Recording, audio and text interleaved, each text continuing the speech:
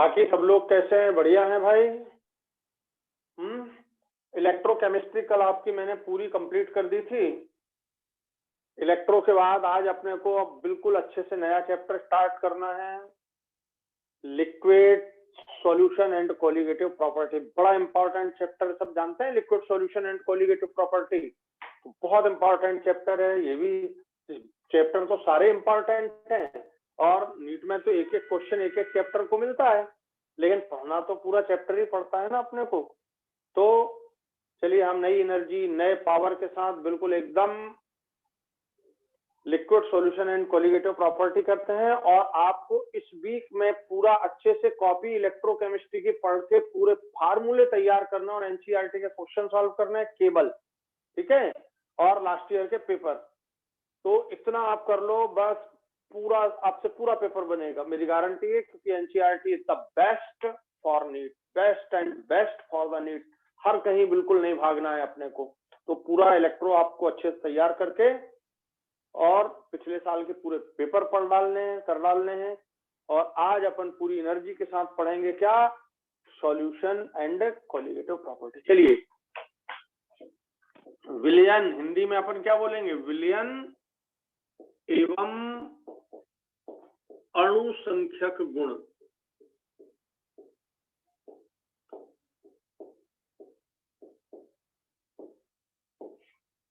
विलयन एवं अणुसंख्यक गुणधर्म।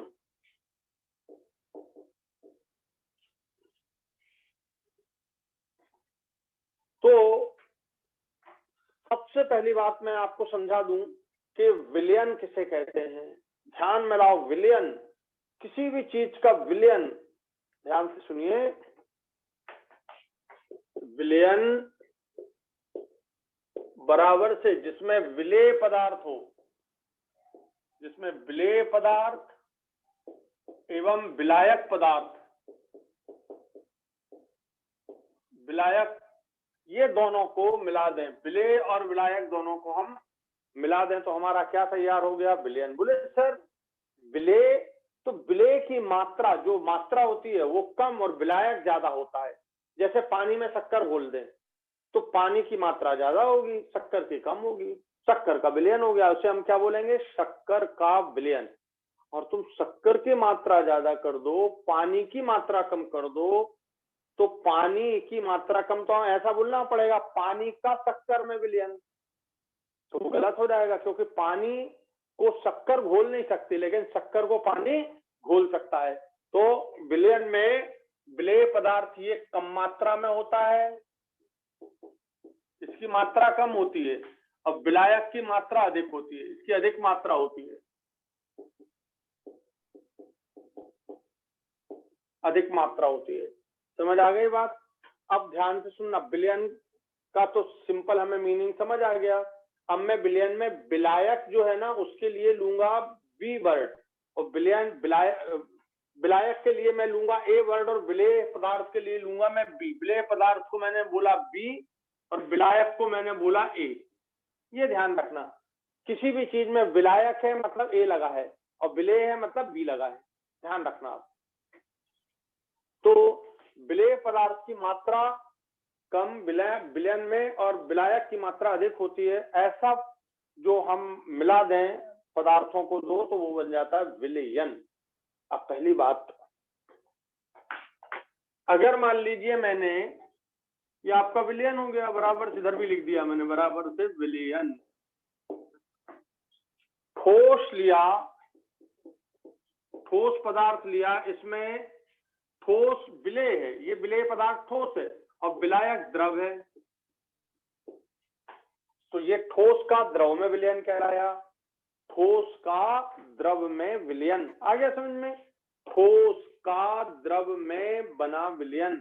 कोई एक उदाहरण दो ठोस, आपने नमक ले लिया, आपने चीनी ले लिया, पानी ले लिया, तो नमक का या चीनी का माने शक्कर का पानी में विलयन, तो इसका उदाहरण क्या हो गया? शक्कर का जल में विलयन। ये विलयन तैयार हो गया, शक्कर का जल में विलयन। तो जब पदार्थ क्या हो? विलेय पदार्थ ठोस हो, विलायक पदार्थ क्या हो? द्रव हो, तो ठोस द्रव विलयन कहलाता है। समझ आ गया? ठोस का द्रव में बना विलयन उदाहरण है, सिंपल हो गया। दूसरा, यदि तुमने ठोस को गैस में विलय कर दिया, ठोस का गैस में विलयन बना दिया, ठोस का गैस में विलयन बना दिया। विलेय पदार्थ क्या है? ठोस है। और विलायक पदार्थ क्या है? गैस है। तो ठोस का गैस में विलयन। तो अब बताओ, कोई तुम इसका उदाहरण बोल सकते हो? ठोस का गैस में विलयन कैसे कोई उदाहरण बोल सकते हो? समझ सकते हो उदाहरण को? धुआं, कार्बन के कण होते हैं धुआं में, और वो गैस माने वायु में घुला हुआ है, वायु में फैला हुआ है। ठोस का कार्बन के कण ऑक्सीजन में ले सकते हो। तो ठोस एक पदार्थ हो गया। ठोस माने धुआं, जिसे आप बोलते हो धुआं, तो क्या हो गया? धुआं कार्बन के कण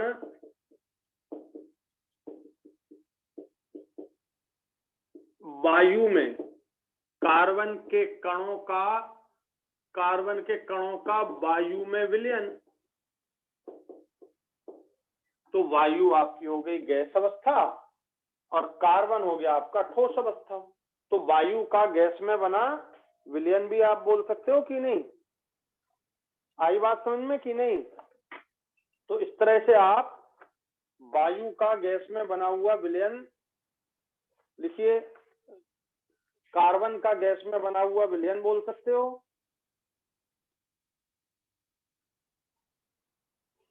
कितने भी उदाहरण दे सकते हो, कितने ही उदाहरण दे सकते हो। जैसे कपूर लो तुम, कपूर, अपन घर में कपूर रख दे सीधे, अरे भगवान के कमरे में कपूर रखते हैं कि नहीं? जलाते हैं कपूर, जलाना नहीं बस रख दो। तुम कपूर को रख दोगे तो पूरे कमरे में कपूर की सुगंध आ जाएगी कि नहीं? तो कपूर ठोस है। नेफ्थलीन की गोलियां रखते हो कपड़ों में, तो नेफ्थलीन की गोलियां कपड़ों में रखते हो तो क्या होता है? तुम्हें नेफ्थलीन की गोलियों की सुगंध दूर से ही आ जाती है। तो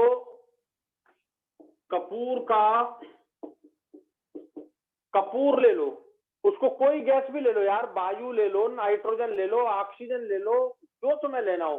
कपूर का ऑक्सीजन में विलयन बना दो, बन गया। नेफ्थलीन ले लो,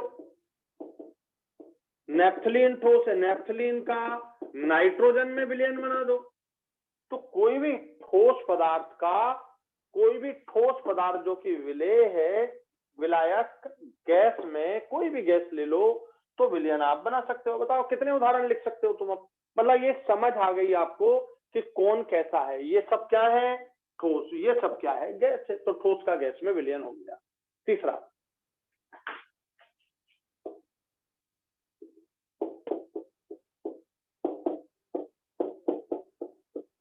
ठोस का ठोस में पढ़ने का तरीका आप चाहो तो ऐसा लिख सकते हो, ठोस का ठोस में विलयन।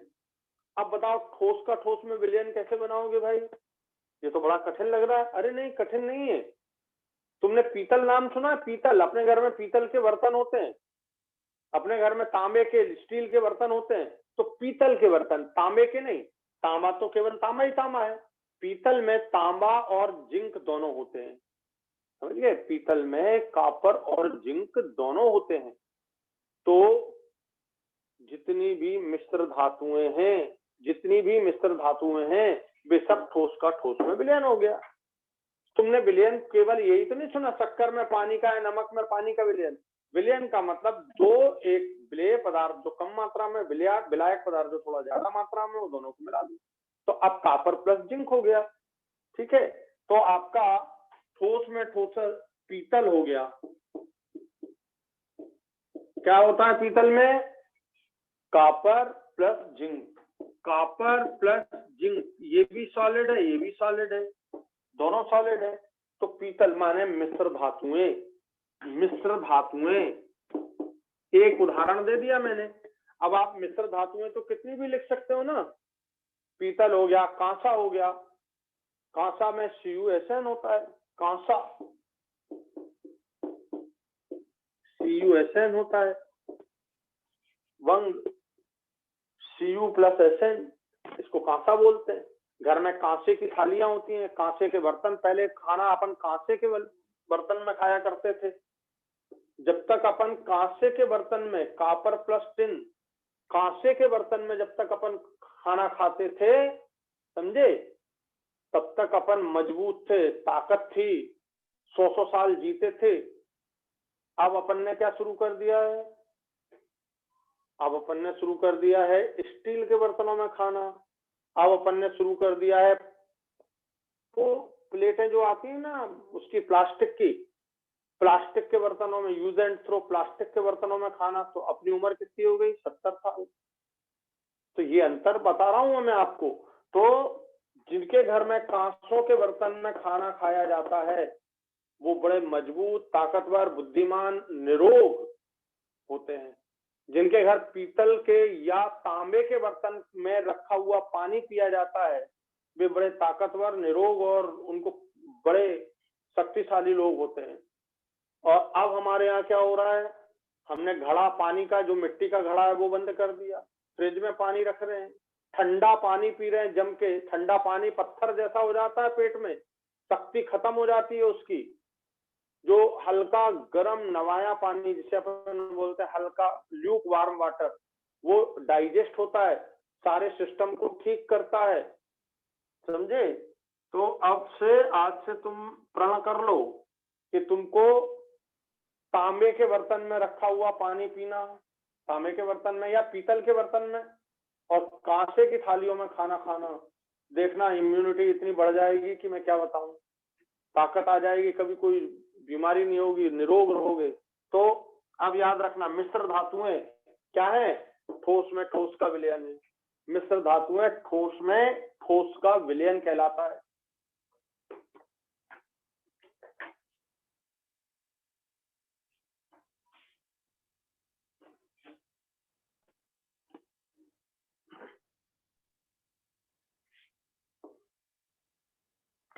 तो ये 3 प्रकार के ये विलयन हो गए आपके। अब जो तुम्हें पढ़ना है इसमें ये दूसरे नंबर का नहीं पढ़ना, तीसरे नंबर का यहाँ विलयन तो है पर यहाँ पे उसकी स्टडी नहीं करना अपने को, इसकी स्टडी करना है हमको कोलाइड में, ठीक है। पहले वाले की स्टडी यहाँ पे करना है, पहले वाले की स्टडी तुमको यहाँ पे करना है, पहले वाले। तो एक टिक लगा लेना कि हमको पहले वाले की स्टडी कहाँ करना है, इस चैप्टर में।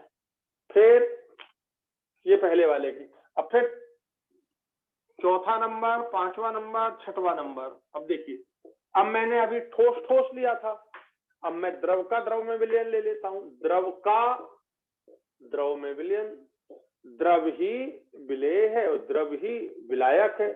जैसे एल्कोहल का पानी में विलयन, एल्कोहल का पानी में विलयन,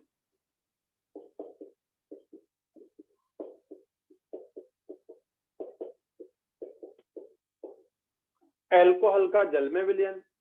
तो जल द्रव है, एल्कोहल द्रव है, तो द्रव का द्रव में विलयन हो गया, एल्कोहल का जल में विलयन। अब आप कोई भी ले लो, एल्कोहल का बेंजीन में विलयन, बेंजीन का CCl4 में विलयन। तो कोई भी आप ले सकते हो, बस द्रव द्रव होना चाहिए। बस एक उदाहरण दे दिया मैंने, द्रव का द्रव में विलयन, आ गया समझ। तो द्रव का द्रव में विलयन, द्रव का ये आपको है, ये पढ़ना है आपको इस चैप्टर में, ये वाला पढ़ना है, द्रव का द्रव में विलयन। जब राउल्ट लॉ पढ़ोगे तो यही पढ़ोगे ना, राउल्ट लॉ पढ़ोगे तो यही पढ़ोगे, द्रव का द्रव में बना विलयन। द्रव का ठोस में बना विलयन, द्रव का ठोस में बना विलयन। जरा उदाहरण सोचो, द्रव का ठोस में बना विलयन।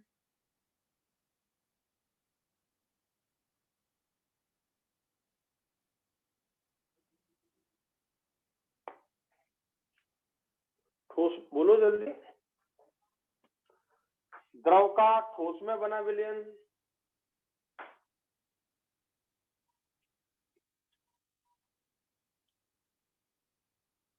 दिमाग लगाओ, कल अपन ने एक बड़ा अच्छा उदाहरण पढ़ा है। मरकरी तुम जानते हो कैसा होता है, लिक्विड होता है ना मरकरी, मरकरी लिक्विड होता है और कॉपर ले लो, जिंक ले लो, द्रव ठोस। मरकरी का जिंक में बना विलयन ले लो। कल आपने ZnHg इलेक्ट्रोड पढ़ा है कि नहीं? क्या है वो? मरकरी Zn, मरकरी का जिंक में, मरकरी का तांबे में, मरकरी का आयरन में, कोई भी ले सकते हो। तो लिक्विड इन सॉलिड हो गया, लिक्विड इन सॉलिड में बना विलयन। द्रव का गैस में बना विलयन, द्रव का गैस में, द्रव का गैस में, दिमाग लगाओ, द्रव का गैस में आप क्या बना सकते हो?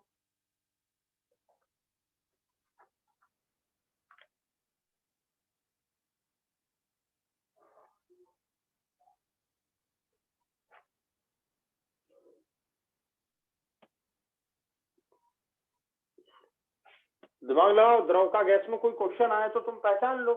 कोई भी द्रव, गैस तो चलो गैस हो गई ऑक्सीजन, नाइट्रोजन, ठीक है, कोई भी हो गई गैस। और द्रव बताओ, कोई सा भी ले लो, कोई भी द्रव ले लो। पानी का, पानी द्रव हो गया, आप एयर में बना विलयन, ठीक है। पानी ले लो और उसको ऑक्सीजन में कर दो, तो पानी का ऑक्सीजन में क्या हो गया? विलयन हुआ कि नहीं द्रव में? तो द्रव का गैस में, पानी का ऑक्सीजन में। अरे बादल सोचो, बादल क्या होते हैं? पानी होते हैं। और एयर में, पानी का एयर में, पानी को ऑक्सीजन में, पानी का ऑक्सीजन में विलयन बना सकते हो ना?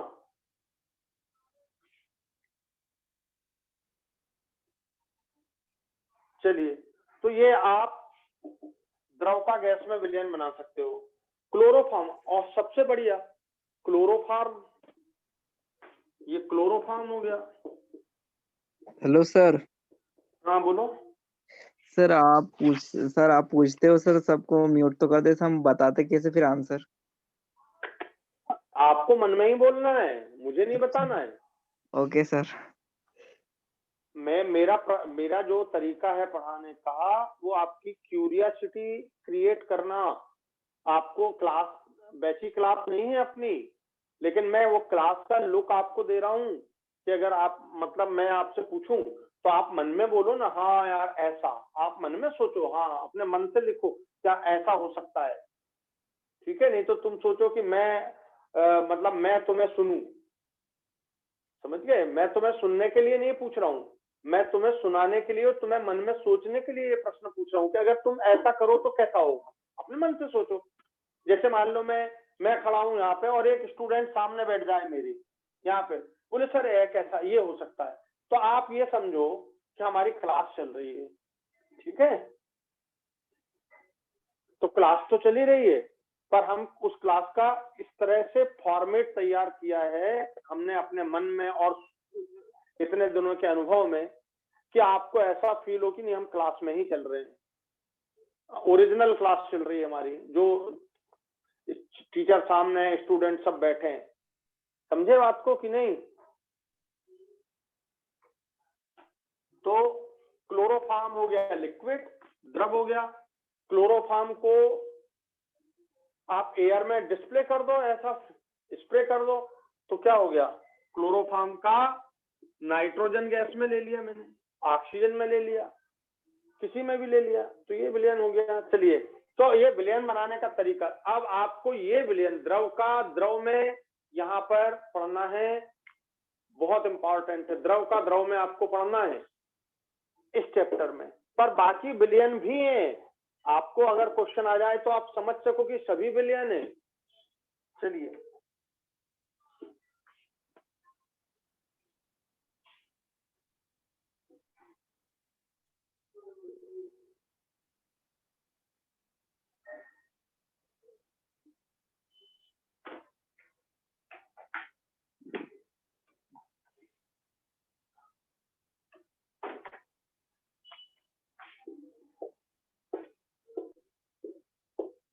अब सबसे पहले अपन ने लिया था ठोस विलय, फिर अपन ने द्रव विलय लिया, अब हम ले रहे हैं गैस विलय। गैस का द्रव में, गैस का ठोस में, गैस का गैस में। तो गैस का द्रव में, गैस का ठोस में, गैस का गैस में। चलिए बनाते हैं, कितना सिंपल। गैस का द्रव में, कोई भी गैस सोचो और उसको पानी में डाल दो। ऑक्सीजन का पानी में विलयन, ऑक्सीजन में पानी में ऑक्सीजन घुली रहती है कि नहीं? जरा सोचो, पानी में ऑक्सीजन घुली रहती है कि नहीं? घुली रहती है, तभी तो मछलियां गलफड़ों की सहायता से श्वास ले लेती हैं, नहीं तो मर नहीं जाती। तो उदाहरण हो गया ऑक्सीजन O2 का जल में विलयन। ये तुम्हें पढ़ना है, हेनरी लॉ। हेनरी लॉ पढ़ना है ना तुमको, हेनरी का नियम। तो क्या पढ़ना है? ऑक्सीजन की जल में विलेयता, कार्बन डाइऑक्साइड की जल में विलेयता, हीलियम की जल में विलेयता, किसी की भी। तो कोई भी गैस हो, ये हो गई आपकी गैस, ये हो गया आपका लिक्विड द्रव।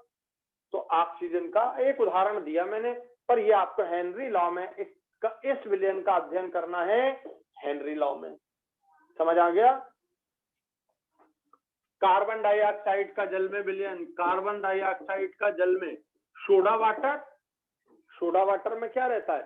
सोडा वाटर में कार्बन डाइऑक्साइड का जल में विलयन होता है। सोडा वाटर में कार्बन डाइऑक्साइड का जल में विलयन होता है।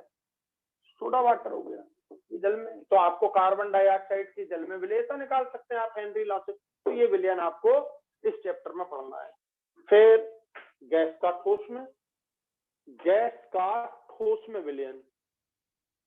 कोई भी गैस ऐसी सोचो और उसको ठोस पदार्थ में विलय कर दो।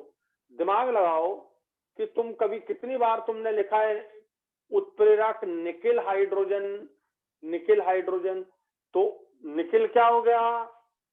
ठोस। गैस क्या हो गई? हाइड्रोजन। H2 का Na ये हो गया, मैं बना विलियम। H2 का Na में निकिल हाइड्रोजन बोलते हैं। आपने अभी इलेक्ट्रोकेमिस्ट्री में पढ़ा है ना, हाइड्रोजन गैस किस पर एब्जॉर्ब हो रही थी? एब्जॉर्ब हो रही थी प्लेटिनम पर। तो H2 का प्लेटिनम में अवशोषण, अधिशोषण, अधिशोषण भी लिख सकते हो, अधिशोषण भी लिख सकते हो। तो अधिशोषण होता है पहले, अधिशोषण होने के बाद फिर अवशोषण होता है। तो H2 का निकिल में अवशोषण हो गया, H2 का प्लेटिनम में अवशोषण हो गया। तो ये आप बता सकते हो। समझ आ गया? और अब बताओ गैस का गैस में सोच के बताओ जल्दी से।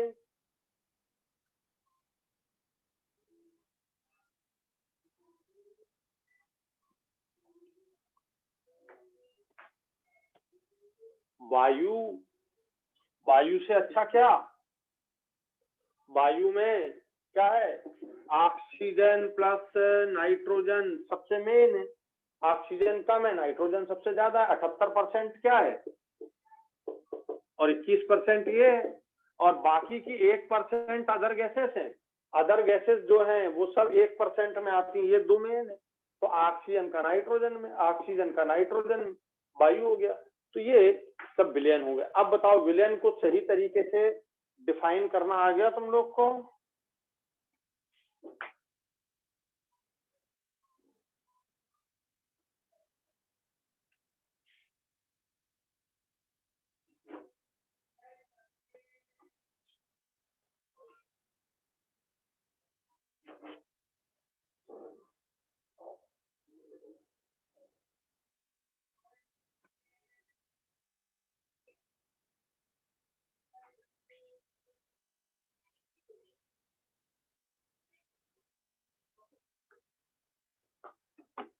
तो इस तरह से हम विलयन को अच्छी तरीके से डिफाइन कर सकते हैं। तो 9 प्रकार के विलयनों की अपन ने ये स्टडी की। इस तरह 9 प्रकार के विलयनों का अध्ययन तुम कर सकते हो। इस चैप्टर में हमको 3 मुख्य विलयनों की स्टडी करना है, ठीक है? राउल्ट लॉ में, हेनरी लॉ में, तो इनमें और सभी में जब आप विलयन पढ़ोगे तो आपका क्या बोलते हैं, वासुदाम में अपेक्षिकम नमन, वो भी विलयन थी। तो चलिए आगे अपन पढ़ते हैं अणुसंख्यक गुण, और अणुसंख्यक गुण के पहले विलयन की बाकी चीजें ध्यान से देखो। विलयन की सांद्रता, विलयन की सांद्रता तो ध्यान में लाओ, पहले चैप्टर में, अभी भी मैंने परसों नरसों आपको पहला चैप्टर के 7 वीडियो भेजे, तो पहले चैप्टर में आधारभूत रसायन, physical chemistry, basic concept of physical chemistry, उसमें क्या पढ़ा है अपन ने? ग्राम प्रति लीटर सांद्रता, ग्राम प्रति लीटर सांद्रता, जिसे आपने बोला था शक्ति, मोल प्रति लीटर सांद्रता, जिसे आपने बोला था मोलरता। अब मैं पढ़ाऊंगा नहीं, सिर्फ लिख रहा हूं। तुल्यांक प्रति लीटर सांद्रता, जिसे आपने बोला था नॉर्मलता, जिसे आपने बोला नॉर्मलता। मोल पर किलोग्राम, जिसे आपने बोला था मोललता, मोललता। Small M, capital N, capital M, मोललता, नॉर्मलता। फिर आपने पार्ट्स पर मिलियन भी पढ़ा दिया मैंने, पीपीएम सांद्रता, पीपीएम सांद्रता। तो ये सारी सांद्रताएं मैंने पढ़ा दी। मोल क्या है, पीपीएम भी आपको पूरा पढ़ा दिया। प्रतिशतता, प्रतिशतता तो जिसमें भार प्रतिशतता, आयतन प्रतिशतता, भार प्रतिशतता, आयतन प्रतिशतता, पीपीएम सांद्रता, ये सब बातें मैंने समझा दी। मोल, तुल्यांक, ये सब मैंने अच्छे से आपको समझा दी है। तो इनकी पूरी स्टडी मैंने आपको अच्छे से करा दी है भाई। किए कि नहीं आप लोगों ने? अब तो मुझे उम्मीद है कि आप सब इसे दोबारा से पढ़ लें, ताकि इस चैप्टर में हमको तकलीफ ना हो। दोबारा से अपनी कॉपी से पढ़िएगा, वीडियो से नहीं। वीडियो में एक को पढ़ाऊंगा तो 2 घंटे लग जाएंगे, ठीक है। कम से कम इसी में आपको कम से कम 2 या 3 क्लास लगी है। तो कॉपी से पढ़ोगे तो जो काम वीडियो से 6 घंटे में होगा, कॉपी से 1 घंटे में हो जाएगा। हमेशा नोट्स बना के तैयारी करना चाहिए। दुनिया में कोई भी एग्जाम हो, दुनिया का कोई भी एग्जाम हो, नोट्स बना के तैयारी करनी चाहिए, ठीक है। क्यों? क्योंकि आपका रिवीजन जो 6 घंटे में होना चाहिए वो 1 घंटे में हो जाएगा। आप करके देख लो। आज अगर मान लो मुझ पर विश्वास नहीं है तो तुम करके देख लो। तुमने अगर अच्छे से पढ़ा है, ध्यान से पढ़ा है, पूरा मेरी पूरे वीडियो देखे और कॉपी में नोट्स बनाए हैं, तो तुम जो 6 घंटे में काम करोगे वो 1 में हो जाएगा। ये तरीका होता है। और जिस दिन अपन एग्जाम देते हैं तो वो 1 घंटे, अभी जो अपन 1 घंटे लगा रहे हैं वो 10 मिनट में हो जाएगा। देखते ही से पन्ना पलटाया और सब याद आ गया, बोले हाँ सही। तो ये तरीका होता है तैयारी का। नहीं तो तुम क्लिप लेते जाओ, ठीक है। उन्होंने कहा अपन बाद में देख लेंगे, कभी वो हजारों की संख्या में क्लिप इकट्ठी हो जाएंगी और कभी जीवन में दोबारा देख ही नहीं पाओगे उसको। तो क्लिप तो लेना ही नहीं, क्यों करें अपन नुकसान अपना, आलस्यपन बन जाएगा नहीं तो।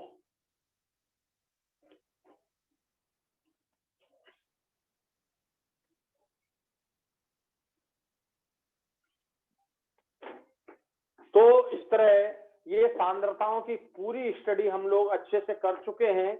अब इसे मैं दोबारा नहीं पढ़ाऊंगा। और जिस स्टूडेंट ने यदि पहला चैप्टर गलती से देखा नहीं है, तो मैंने कल परसों तक भी आपसे ही मैंने बात की थी। अभी इसी हफ्ते मैंने आपको पूरा, पिछले हफ्ते मैंने आपको पूरा उसका वीडियो डाले हैं, तो उसमें आप पूरी इसकी स्टडी दोबारा कर लें अगर जिनने नहीं देखे हैं तो।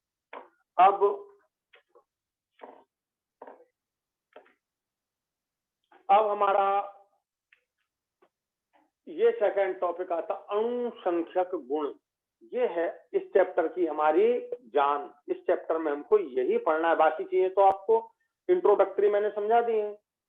देन अणुसंख्यक गुण,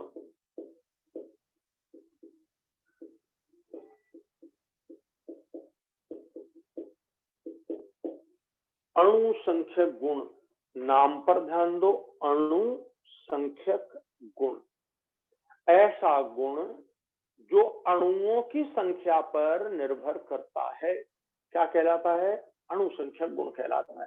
तो अणुसंख्यक गुण डायरेक्टली प्रोपोर्शनल टू अणुओं की संख्या। अणुओं को आप कण बोल सकते हो, कणों की संख्या, देखो आप इसे कण बोल सकते हो,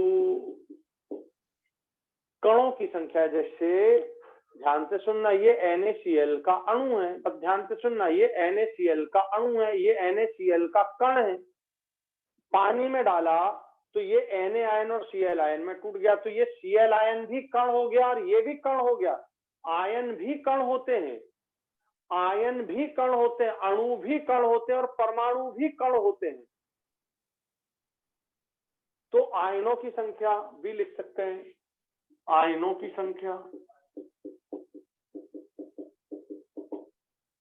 तो लिखिए बेगुण, बेगुण जो विलेय के, अब ये किसके? तो विलेय के, यहाँ पे पहले विलेय भी लिख देना, विलेय के, विलेय पदार्थ के अणुओं की संख्या पर निर्भर करता है। बेगुण जो विलेय पदार्थ के अणुओं की संख्या पर निर्भर करते हैं, अणुसंख्यक गुण कहलाते हैं। बेगुण जो विलेय के अणुओं की संख्या, कणों की संख्या या आयनों की संख्या पर निर्भर करते हैं, अणुसंख्यक गुण कहलाते हैं। ये हो गया सिंपल बात। अब जरा सोचो, एक मोल में कितने अणु होते हैं? जरा सोचो, एक मोल में कितने अणु होते हैं? 6.023 इंटू 10⁻23।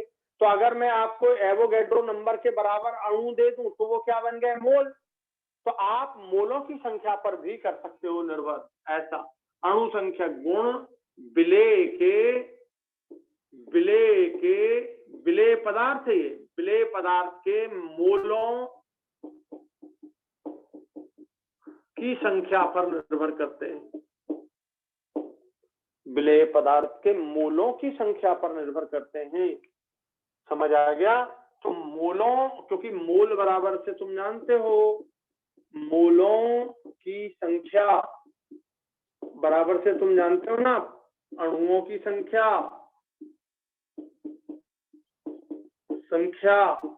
बटे 6.023 इंटू 10⁻23, यानी Avogadro number, Avogadro number, Avogadro number. तो आप चाहे अणुओं की संख्या लिखिए, चाहे मोलों की संख्या लिखिए, अणुओं की संख्या लिखिए, चाहे मोलों की संख्या लिखिए, कणों की संख्या लिखिए, चाहे आयनों की संख्या लिखिए। अब आपको नंबर ऑफ आयन्स देखना, संख्या, ये है मेन बात, ये है मेन बात। ये संख्या आपको पेन की कितनी दिख रही है? 1। तो अणु की संख्या हुई 1, लेकिन इस पेन को मैंने विलयन में डाला, विलायक में, ये हो गए 2। अब ये 1 नहीं रहे, अब ये हो गए 2। तो आयनों की संख्या, माने कुल मिला के संख्या पर विचार करना है। कुल मिला के किस पे विचार करना है? संख्या पे। अच्छे से बात सुन लेना, मैं बहुत धीरे धीरे कंसेप्ट क्लियर करते हुए पढ़ाता हूं, ताकि आपको, किसी भी बच्चे को जिसने कभी नहीं सुना हो उसको भी उतना ही फायदा मिले। चलिए,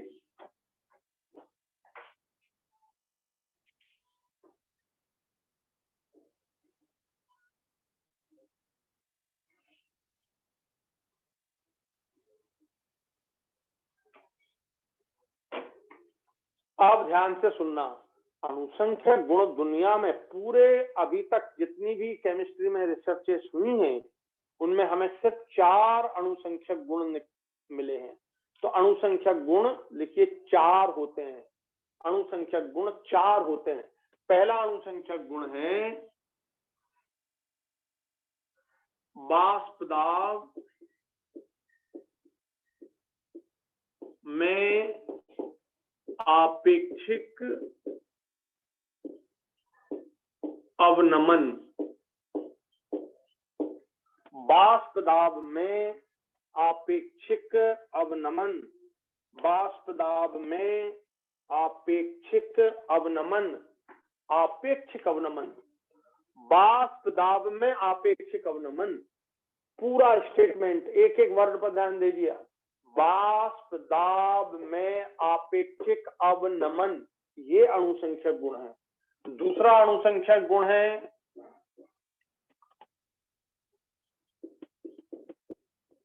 परासरण दाब, ऑस्मोटिक प्रेशर, ऑस्मोटिक प्रेशर, परासरण दाब, यह अणुसंख्यक गुणधर्म है। तीसरा देखिए, हिमांक में अवनमन, हिमांक में अवनमन। और चौथा देखिए, क्वथनांक में उन्नयन।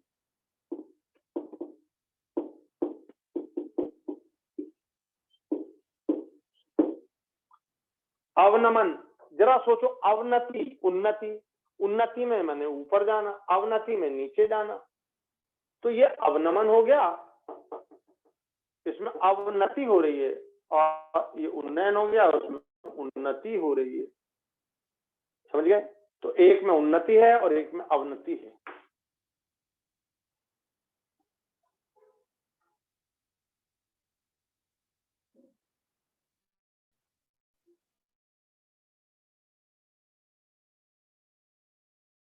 एक में उन्नति है, दूसरे में अवनति है। तो परासरण दाब, वाष्प दाब में आपेक्षिक अवनमन, हिमांक में अवनमन और क्वथनांक में उन्नयन। लिखिए जल्दी से चारों। अब कई बार तुम्हें क्वेश्चन आता है, क्या वाष्प दाब अणुसंख्यक गुण है? क्या वाष्प दाब अणुसंख्यक गुण में नहीं है? वाष्प दाब अणुसंख्यक गुण नहीं है। फिर अणुसंख्यक गुण क्या है? ये है अणुसंख्यक गुण, वाष्प दाब में आपेक्षिक अवनमन, वाष्प दाब नहीं है। परासरण दाब, ये है अणुसंख्यक गुण, दाब अणुसंख्यक गुण नहीं है, ये अणुसंख्यक गुण नहीं है दाब। वाष्प दाब अणुसंख्यक गुण नहीं है, दाब अणुसंख्यक गुण नहीं है। ठीक है, ये देखिए, हिमांक अणुसंख्यक गुण नहीं है, क्वथनांक अणुसंख्यक गुण नहीं है, ये अणुसंख्यक गुण नहीं है। तो फिर क्या है? क्वथनांक में बढ़ना, क्वथनांक का बढ़ना। देखो जरा, पानी का क्वथनांक कितना होता है? 100 डिग्री सेंटीग्रेड होता है। हमने थोड़ी शक्कर डाल दी उसमें, तो पानी 102 डिग्री पर उबला। शक्कर डाल दी मैंने, तो 102 डिग्री पे जो 2 आया, 100 और 102 के बीच का जो अंतर है, जो 2 डिग्री सेंटीग्रेड आया, जो 2 आया, वो अणुसंख्यक गुण है। आया समझ में? तो वो अणुसंख्यक गुण है। माने हिमांक या क्वथनांक अणुसंख्यक गुण नहीं है, उसमें उन्नयन कितना हुआ, वो अणुसंख्यक गुण होता है। तो क्वथनांक। ताप अणुसंख्यक गुण नहीं है, ताप अणुसंख्यक गुण नहीं है। पृष्ठ तनाव अणुसंख्यक गुण नहीं है। अपवर्तनांक अणुसंख्यक गुण नहीं है। कोई भी ये अणुसंख्यक गुण नहीं है, ये कोई से भी अणुसंख्यक गुण नहीं है। तो कई बार हमको ऐसा प्रश्न आता है कि कौन अणुसंख्यक गुण है और कौन अणुसंख्यक गुण नहीं है।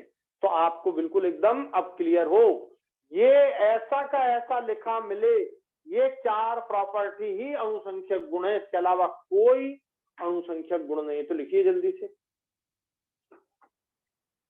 और ये चारों प्रॉपर्टी मोलों की संख्या के सीधे समानुपाती हैं। ये चारों अणुसंख्यक गुण हैं, और ये चारों गुणधर्म ये चारों विलेय के मोलों की संख्या के सीधे समानुपाती हैं, directly proportional to NB। NB का मतलब विलेय के मोलों, बी मैंने विलेय के लिए लिया, N मतलब मोलों की संख्या, तो विलेय के मोलों की संख्या के ये सीधे समानुपाती हैं चारों। आप हिंदी में भी लिख लेना, विलेय के मोलों की संख्या के सीधे, ये चार आ गया समझ में आपको। तो विलेय के मोलों की संख्या के सीधे समानुपाती मिली हमको ये प्रॉपर्टीज।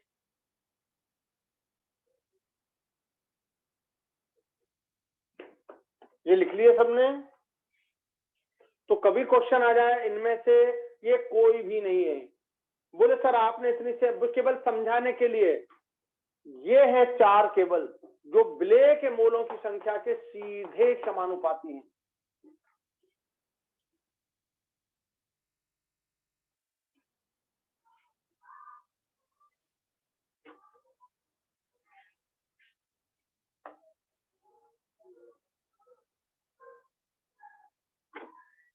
तो ये बात आपको समझ आ गई होगी। आप लिखिए, बड़ी इंपॉर्टेंट बात अपन स्टार्ट करते हैं, क्या? परासरण दाब।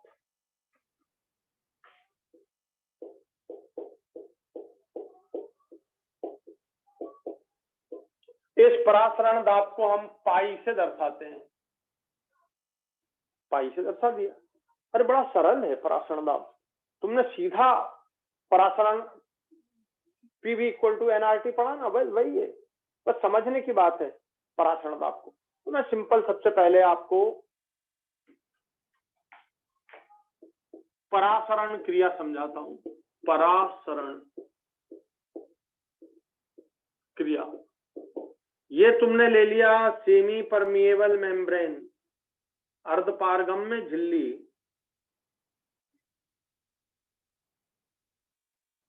यह अर्धपारगम्य झिल्ली है, अर्धपारगम्य झिल्ली। इसके दोनों तरफ अपन ने ये अर्धपारगम्य झिल्ली अपन ने ऐसी लगा दी, ये अर्धपारगम्य झिल्ली, मैंने इस तरफ भर दिया शुद्ध जल, इसमें कुछ भी नहीं मिलाया मैंने, शुद्ध जल, ये शुद्ध जल है, विलायक भर दिया, केवल विलायक शुद्ध जल। और इसमें ये देखिए ये जल, ये अपन ने इसमें भी शुद्ध जल भर दिया,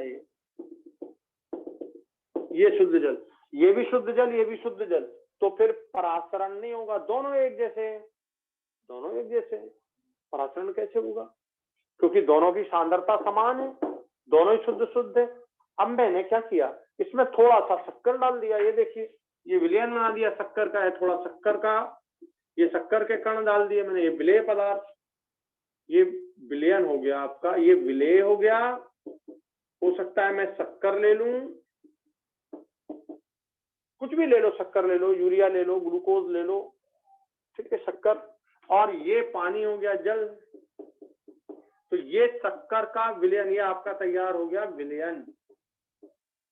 विलयन, अब बताओ यहाँ कोई विलायक नहीं है, यहाँ विलायक में विलेय भी घुला हुआ है जिसकी सांद्रता ज्यादा है, ये ज्यादा सांद्र विलयन हो गया। तो सिंपल बात समझना, ये विलायक के कण इधर से इधर जाएंगे, ये विलायक के कण इधर से इधर जाएंगे। आप चाहो तो इसको और बड़ा कर दो, ये तो ये जो विलायक के कण, शुद्ध विलायक के कण इस तरफ जाएंगे, उनका मूवमेंट इस तरफ होगा, शुद्ध विलायक के कणों का मूवमेंट सेमी परमिएबल मेम्ब्रेन से। इसका तल ऊंचा होता जाएगा, ये पहला तल है, ये V1 है, ये V1 है, इसका तल बढ़ता जाएगा, यहां तक पहुंच जाएगा, ये इतना बढ़ जाएगा, ये V2 हो गया, और इसका कम हो जाएगा, ये इधर से V2 हो जाएगा, ये तो ये ऐसा होगा। माने विलायक के कण विलयन की तरफ सेमी परमिएबल मेम्ब्रेन के माध्यम से जाते हैं, विलायक के कण विलयन की तरफ सेमी परमिएबल मेम्ब्रेन माने अर्धपारगम्य झिल्ली के माध्यम से जाते हैं। तो लिखिए इसको जल्दी से,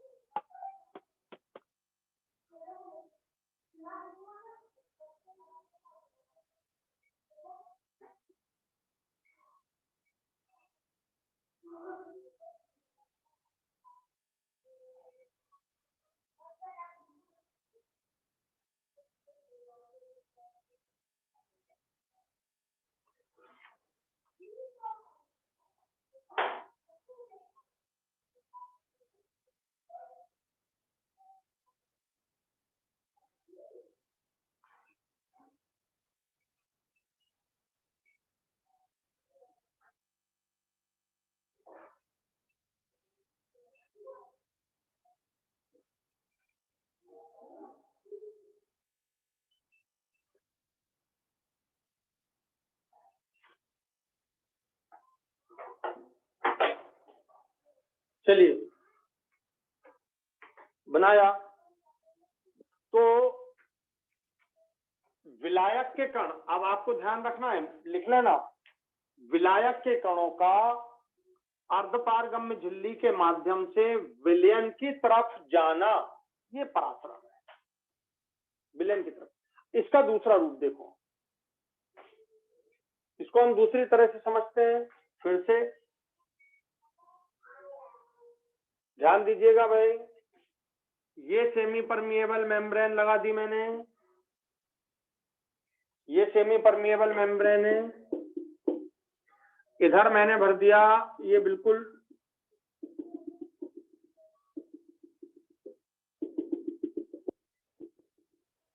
ध्यान दीजिए, अभी तो दोनों तरफ जल भरा है, जब दोनों तरफ जल है तो कहीं भी ऑस्मोसिस नहीं होगा। लेकिन मैं इस तरफ ध्यान दीजिए, इस तरफ मैंने ले लिया ये कम सांद्रता वाला विलयन और इस तरफ मैंने ले लिया ज्यादा सांद्रता वाला विलयन। ये ज्यादा सांद्रता दिख रही है, ज्यादा सांद्रता वाला विलयन है, कम सांद्रता वाला विलयन है। तो ध्यान से सुनना आप, ये कम सांद्रता वाला है, ये अधिक सांद्रता वाला विलयन,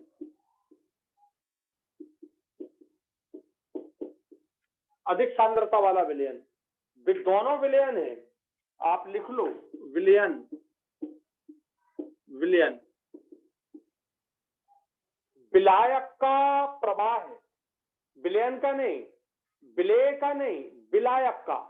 ये नहीं जाएंगे, ये जो विलेय के कण हैं ये नहीं जाएंगे, ये विलेय के कणों का नहीं जाना नहीं होगा, ना इधर से इधर ना इधर से इधर, ये इधर भी नहीं आएंगे, इनका जाना नहीं होगा, ये रुक जाएंगे। क्यों?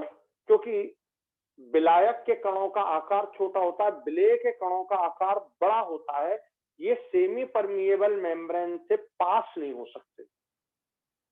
तो विलेय तो दोनों तरफ से आना जाना बंद हो गया, अब बचा विलायक।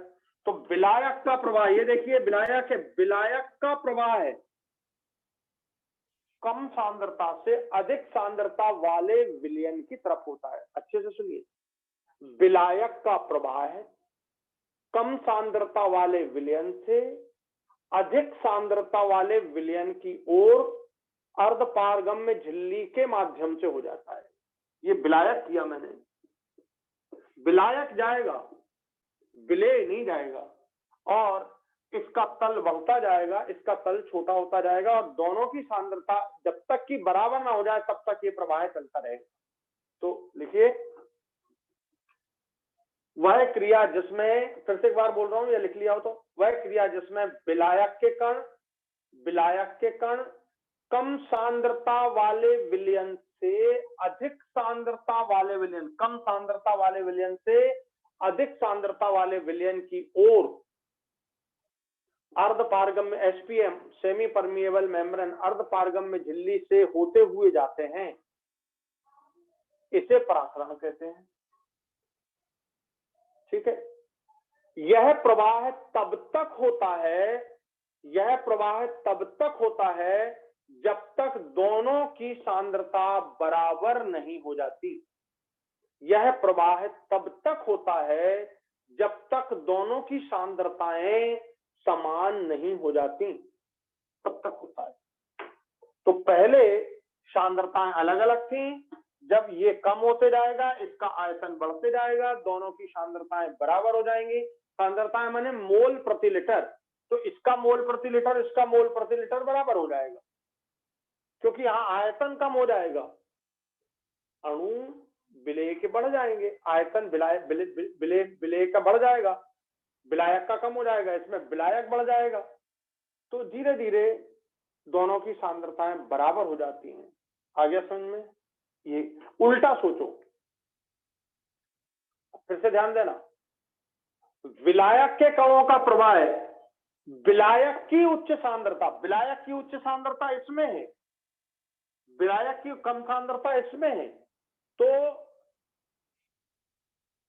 विलायक, ये कम सांद्रता जो है वो विलयन की है, और यहाँ विलायक की सांद्रता ज्यादा है, तो कभी कभी क्वेश्चन ऐसा आता है, विलायक का प्रवाह है, विलायक की उच्च सांद्रता, विलयन की नहीं, विलायक की उच्च सांद्रता से निम्न सांद्रता की ओर जाता है। यहाँ विलायक की सांद्रता कम है, यहाँ विलायक की सांद्रता ज्यादा है। ये देखिए विलायक की सांद्रता ज्यादा है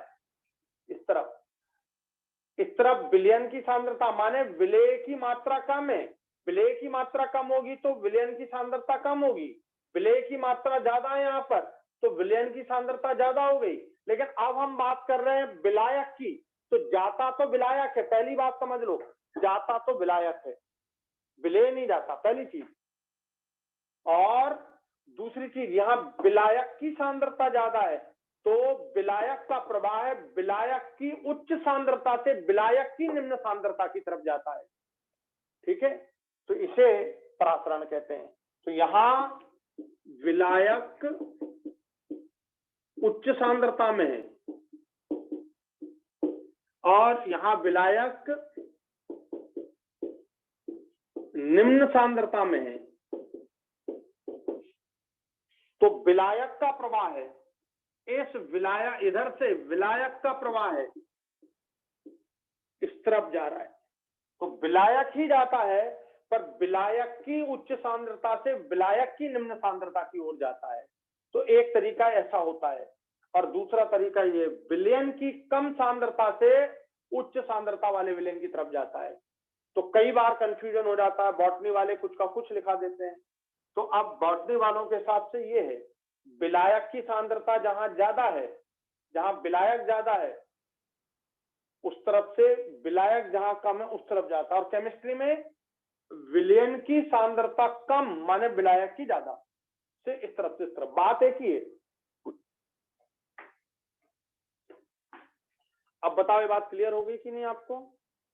तो जो कम सांद्रता वाला विलयन होता है, जो जिसकी सांद्रता कम होती है उसको हम बोलते हैं हाइपोटॉनिक, और जिसकी सांद्रता अधिक होती है उसको हम बोलते हैं हाइपरटॉनिक। इसको हिंदी में बोलेंगे हाइपोटॉनिक माने अल्प परासारी, अल्प परासारी, और इसको बोलेंगे अति परासारी। भाई थोड़ा हिंदी टर्म भी देख लेना, इसको हम इंग्लिश में बोलते हैं हाइपरटॉनिक, हाइपोटॉनिक। हाइपो मतलब कम, अल्प, और हाइपर मतलब अधिक। तो ये विलयन है, विलयन। तो अल्प परासारी से अति परासारी की तरफ विलायक का प्रवाह होता है सेमी परमिएबल मेम्ब्रेन के माध्यम से, और तब तक होता है जब तक कि वो सम परासारी नहीं हो जाते। तब तक होता है जब तक कि वो सम परासारी माने दोनों के अणुक सांद्रताएं समान नहीं हो जाती, तब तक।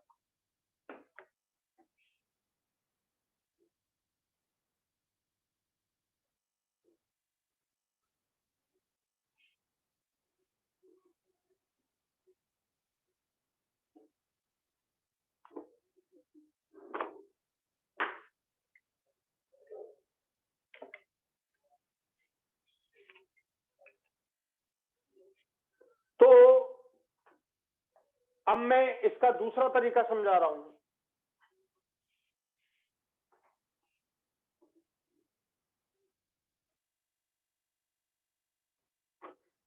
ध्यान से सुनिएगा, परासरण की परिभाषा अल्प परासारी, अति परासारी और सम परासारी। सम परासारी का मतलब जिनकी सांद्रताएं समान होती हैं, ठीक है।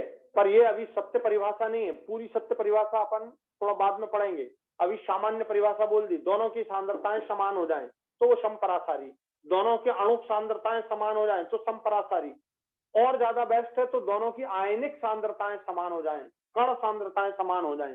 चलिए अब यहां ध्यान दीजिए, अगर मैं ये विलायक के कण जा रहे हैं, ये विलायक के कण जा रहे हैं, ये शुद्ध विलायक है, यहाँ पर शुद्ध जल है, और ये अर्धपारगम्य झिल्ली है, और ये विलयन है। अब देखो शक्कर की कोई जरूरी नहीं है कि शक्कर हो। देखो शुद्ध जल के लिए अगर तुमने शक्कर डाल दी तो अपन क्या बोलेंगे, जल अशुद्ध हो गया। बात समझना, अगर आपने शुद्ध जल में शक्कर डाल दी तो शक्कर तो जल के लिए अशुद्धि है ना, नमक डाल दिया तो वो भी अशुद्धि है। ठीक है, नहीं तो तुम बोलो यार शक्कर तो खाने की चीज है, मीठा होता है पानी, अशुद्धि कैसे है? अरे भाई जल के लिए अशुद्धि है। ठीक है, जल के लिए अशुद्धि है। आ गई बात समझ में? नमक डाल दिया जल में तो भी वो अशुद्धि है। अमृत डाल दो जल में, अमृत, वो भी जल के लिए अशुद्धि है, क्योंकि जल केवल जल है, H2O, बस H2O H2O H2O, यहाँ पे केवल H2O H2O H2O है, वो शुद्ध जल है। अब शुद्ध जल में कुछ भी चीज मिलाओ, चाहे अमृत मिलाओ, चाहे विष मिलाओ, शक्कर मिलाओ, चाहे नीम की पत्ती मिलाओ, वो सब अशुद्धियां हैं। ठीक है, तो विलयन तो अशुद्ध होता है, अशुद्ध है। अब यहां देखिए, अगर आपने यहां पर एक क्या लगाया, ध्यान से सुनना, अब मैं परासरण दाब की परिभाषा बोल रहा हूं, परासरण दाब, इसकी परिभाषा समझा रहा हूं आपको। यहां पर आपने लगा दिया पिस्टन, ये लगा दिया आपने पिस्टन, पी, पिस्टन लगा दिया जिसपे पी प्रेशर अप्लाई कर रहा हूं। ध्यान से सुनना, इधर मैं इतना दाब लगाऊं, इधर ये पिस्टन पर इतना दाब लगाऊं कि इनका जो आना है ये रुक जाए, ये विलायक के कणों का आना रुक जाए। तो जितना तुमने दाब पिस्टन पर आरोपित किया वही दाब क्या कहलाने लगता है, परासरण दाब। तो किधर आरोपित कर रहे हो, किधर, इधर से इधर जा रहे हैं विलायक के कण, ये विलायक के कण जा रहे हैं इस तरफ से इस तरफ, ये जा रहे हैं, इनको जाने से रोकना है। तो विलयन की तरफ आरोपित दाब जो विलायक के कणों का आना माने प्रवाह बंद कर दें, उतना जो आपने दाब आरोपित किया वह दाब परासरण दाब कहलाता है। तो ये पी, ये रुक जाए आपका, ये जाना, अब ये जाना बंद हो जाए, इधर आए नहीं, ठीक है, ये बंद हो जाए। तो लिखिए विलयन की तरफ आरोपित दाब जो विलायक के प्रवाह को, ये सामने दिख रहा है, विलायक के प्रवाह को रोक देते हैं, विलयन की ओर आरोपित दाब जो विलायक के प्रवाह को रोक देता है, परासरण दाब कहलाता है। ये पाई के बराबर हो गया, ये पाई के बराबर हो गया। आ गया समझ में? तो परासरण दाब मिल गया हमको। तो P इक्वल टू, अब आपको P इक्वल टू पाई, ये P कौन सा है अब समझ आ गया, विलयन की तरफ आरोपित दाब है जो इसके जाने के प्रवाह को रोकना है। और आपने जैसे ये प्रवाह रोका तो क्या हो गया, P इक्वल टू पाई हो गया, उसको हम बोलने लगे परासरण। ध्यान से सुनना, उल्टा सोचो, ये तो बराबर हो गया पहली चीज।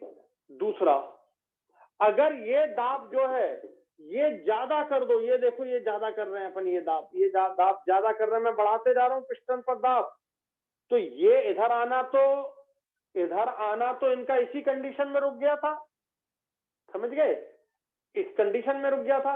अब जब तुम P का मान ज्यादा कर दोगे, दूसरी बात, जब P का मान ज्यादा हो जाए, किससे, परासरण दाब से, P ज्यादा कर रहे हो तो ये इधर के जल के कण इधर जाने लगेंगे, ये जल के कण इधर जाने लगेंगे, ये जल के कण उल्टा आने लगे, जल के कण उल्टे आने लगे, समझ गए, इसे बोलने लगते हैं रिवर्स ऑस्मोसिस, रिवर्स प्रतिपरासरण, रिवर्स ऑस्मोसिस। तो ये रिवर्स ऑस्मोसिस हो जाता है, इसे बोलते हैं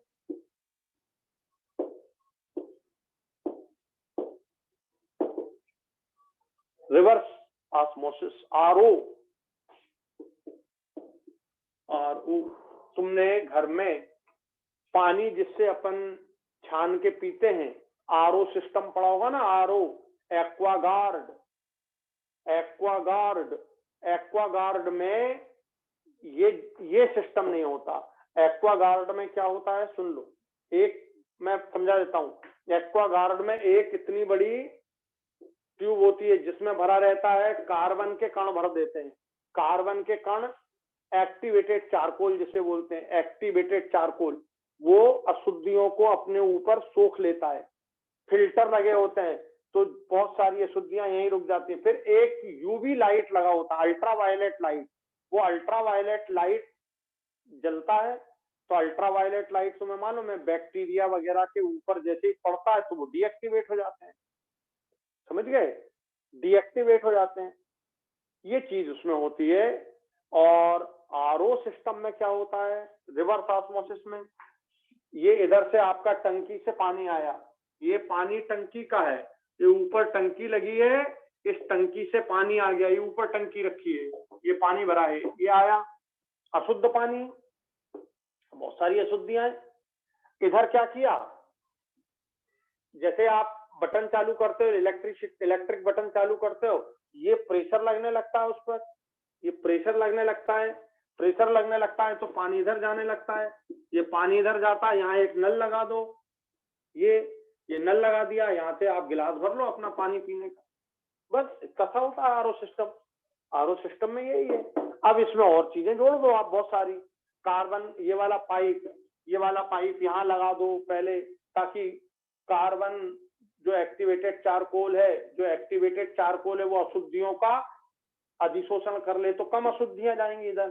फिर फिल्टर लगा दो तो और कम जाएंगी। और फिर इलेक्ट्रिसिटी का बटन जैसे ही आप दबाओगे तो ये प्रेशर देने लगेगा, यहाँ शुद्ध पानी जाने लगेगा, यहाँ गिलास भर लो पानी पीने। ये होता है बस उसमें, जो 10-12 हजार 15 हजार में देते हैं, कुछ नहीं है उसमें, 3,000 बन जाता है, 12,000 में 15,000 में बेचते हैं। तो केवल ये रहती है बस। आ गया समझ में रिवर्स ऑस्मोसिस? तो रिवर्स, अब क्वेश्चन आए ऑस्मोसिस क्या है तो उसका आंसर, रिवर्स ऑस्मोसिस क्या है तो उसका आंसर, और ऑस्मोटिक प्रेशर क्या है तो उसका आंसर। रिवर्स ऑस्मोसिस क्या है, जब आरोपित दाब परासरण दाब से अधिक हो जाए, जब आरोपित दाब परासरण दाब से अधिक हो जाए तो अधिक सांद्रता से कम सांद्रता की ओर या जल की ओर उल्टा विलायक का प्रवाह होने लगता है, इसे हम बोलते हैं रिवर्स ऑस्मोसिस, प्रतिपरासरण। बोलो क्लियर हो गया आपको रिवर्स ऑस्मोसिस?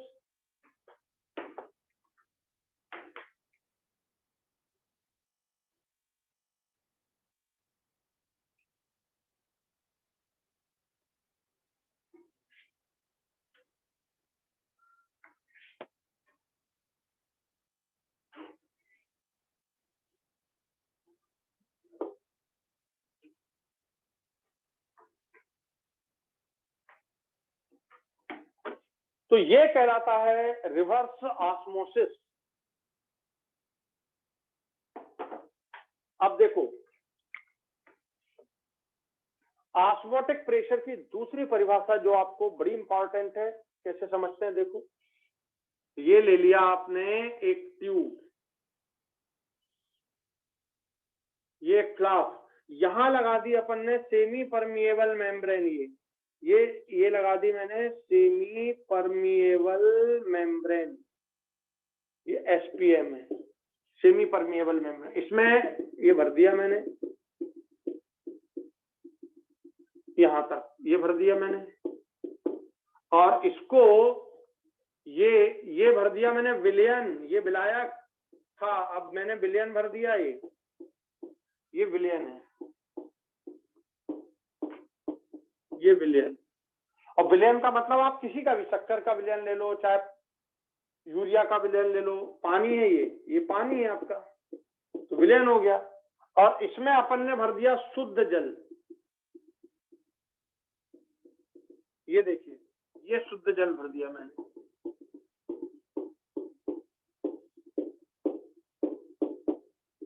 शुद्ध जल। बताइए सेमी परमिएबल मेम्ब्रेन से शुद्ध जल इधर जाएगा कि नहीं, उच्च सांद्र इस तरफ जाएगा, ये भरता जाएगा। ये पहला V1 था, ये आयतन V1 था, और ये कैपिलरी काफी बड़ी है ट्यूब, ये काफी बड़ी है, ये जा रहा है जल, तो ये बढ़ते जा रहा है इसका आयतन ये। और बताओ एक अवस्था ऐसी आएगी कि ये जो आरोपित दाब है ये भरते जा रहा है, एक अवस्था ऐसी आएगी कि ये जो कॉलम में जो पानी भर रहा है इधर से, उसका प्रेशर और इसका प्रेशर दोनों बराबर हो जाएंगे, तो फिर पानी भरना बंद हो गया। ये पानी भरना इस स्थिति में सपोज बंद हो गया, तो ये आपका ये V2 आयतन हो गया। ये V2 माइनस V1 को अपन V बोल सकते हैं। ये इतना इतना पानी भर गया, ये हाइट हो गई, यहां से यहां तक की हाइट हो गई, ये कॉलम की हाइट हो गई है। ये V1 V2 से मतलब नहीं है अपने को, छोड़ो, ये हाइट से मतलब है हमको, ये हाइट। तो जो कॉलम में, जो इस कॉलम में भरा हुआ द्रव है, वो जितना इस पर दाब आरोपित कर रहा है उतना ही इधर से जाने का प्रेशर था। ये दोनों बराबर हो गए, तो अब जल भरना बंद हो गया। और हम अब पाई इक्वल टू HDG बोल सकते हैं। HDG सब जानते हो, H क्या हो गई, कॉलम ऑफ द हाइट। ये पहली थी यहाँ पर, यहाँ भरा हुआ था और यहाँ से यहाँ तक भर गया, हमने निशान लगा दिया, हमने यहाँ तक भरा, यहाँ से यहाँ तक भर गया। घंटे 2 घंटे 4 घंटे रखा रहने दिया, इसके बाद भरना बंद हो जाएगा। क्यों? क्योंकि इसका आरोपित दाब इसके जाने के दाब दोनों के बराबर हो जाएगा। तो इसका हम इस तरह से निकाल सकते हैं, pi equal to HDG। H क्या हो गई, height of the column, D क्या हो गया, डेंसिटी ऑफ दिस सॉल्यूशन, इस विलयन का घनत्व, और G क्या हो गया, एक्सेलरेशन ग्रेविटी। G हिंदी में तुम क्या बोलते हो, एक्सेलरेशन ग्रेविटी, गुरुत्वीय त्वरण, तो एक्सेलरेशन ग्रेविटी हो जाएगा। इस तरह आप HDG का उपयोग करके पाई का मान ज्ञात कर सकते हो। H क्या हो गई, हाइट लिख लेना, ये है, ये हाइट है यहां से यहां तक की। H is the height of the column, D is the density of the solution, इस विलयन का घनत्व, और G एक्सेलरेशन ग्रेविटी, गुरुत्वीय त्वरण, जिसका मान 980 981 करीब होता है ना वो। तो पाई इक्वल टू HDG से आप इस क्वेश्चन को, पाई को सॉल्व कर सकते हो। समझ आ गया आपको पाई का ये मतलब?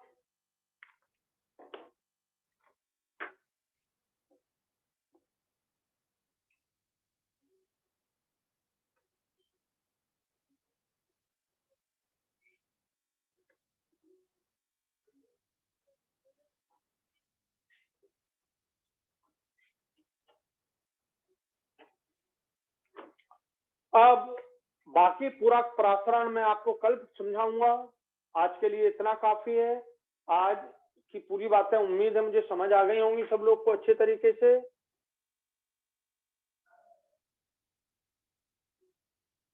आ गई सब लोग को अच्छे तरीके से समझ आज की पूरी बातें? Yes sir. आज बहुत साधारण चीजें मैंने पढ़ाई, केवल आपको उसका आउटलुक समझाया, वास्तव में क्या होता है सॉल्यूशन, वास्तव में क्या होती है कोलिगेटिव प्रॉपर्टी। अब कोलिगेटिव प्रॉपर्टी की कल से स्टडी आरंभ करेंगे, ऑस्मोटिक प्रेशर, उससे क्वेश्चन सॉल्व करेंगे पूरा, ठीक है? तो इसके बाद कल, आज का आप तैयार कर लो। और रोज मैं बोलता हूं, आज का पढ़ा हुआ आज ही तैयार हो, और ऐसा तैयार हो कि आप मेरे साथ साथ तैयार कर लो, तुम्हें अलग से पढ़ने की जरूरत ना पड़े। मैंने जैसे समझाया, ये 1 घंटे की क्लास, 1.25 घंटे की क्लास में पूरा क्लास में रहते रहते ही पूरा तैयार हो जाना चाहिए। ये आपका तरीका होना चाहिए पढ़ने का। मैं डेली बात बोलता हूँ, ठीक है? Thank you very much. जय हिंद, जय भारत। जय हिंद सर। जय हिंद सर। सर